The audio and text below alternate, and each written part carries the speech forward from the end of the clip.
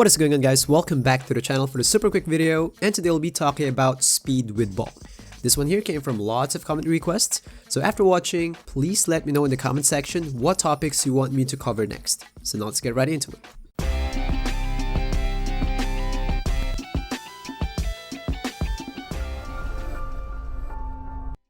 So before we start, just a quick reminder that all these were tested on the first day of the release, so who knows, maybe there'll be an update in the future.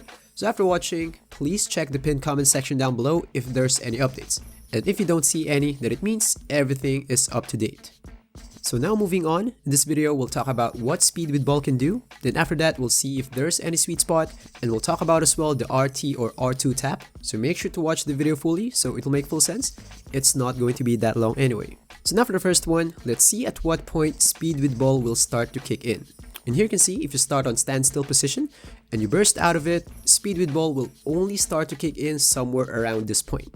You can notice as well that aside from being on the same distance, the animations are the same as well, justifying that speed with ball is not yet kicking in.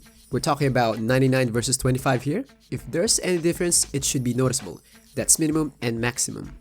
Keep in mind that gap there is where you play around with your dribble moves, so knowing that speed with ball won't kick in that area is something you need to consider when deciding how much you will put on your speed with ball rating. Then from that point, speed with ball will start to kick in. In there you can see there's a small gap now, and as you move forward, it will get bigger and bigger.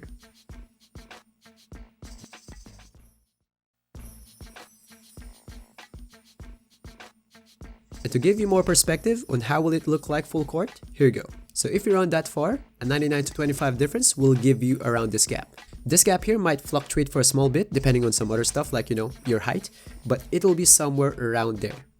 Now for the next one, let's find out if there's any sweet spot.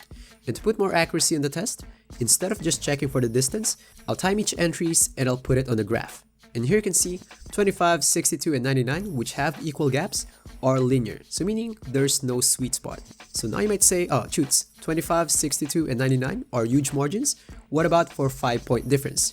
Since everything is linear, you can just estimate it yourself. So this one here will be 99 minus 25, so that's 74. You cut it in half, that's going to be 37. You cut it in half again, that's going to be around 18, and so forth.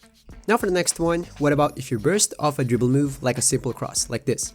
And here you can see it's pretty much the same results. First couple of steps, everything will be the same. Then after that, that's the time speed with ball will start to kick in. So before we go to the next part, just want to invite you guys to like the video if liking so far.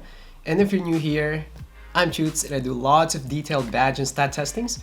First week, I'm going to do stuff like, speed with ball, strength, acceleration, vert, and all the stuff you need to know on the first week before you finalize your build. And I'm doing this thing full time, so expect a lot of videos coming your way. Trust me, subscribing to this channel will be one of your best investment this year. So now going back, some of you are probably thinking that what if you are already moving but without the turbo and you suddenly press and hold turbo? Will speed with ball kick in straight away since you are moving, or maybe it will wait for a couple of steps first before it kicks in?